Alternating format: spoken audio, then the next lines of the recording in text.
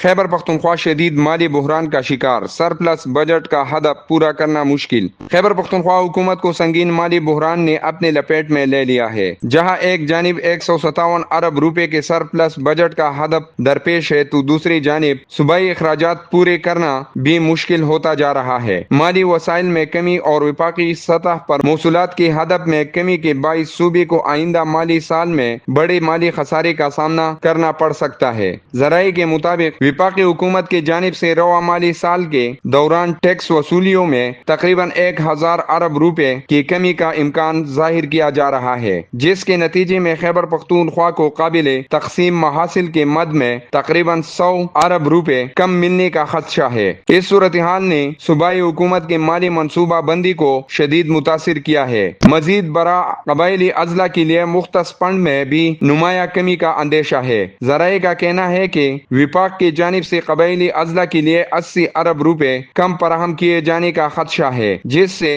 ان علاقوں میں جاری ترقیاتی منصوبے متاثر ہو سکتے ہیں۔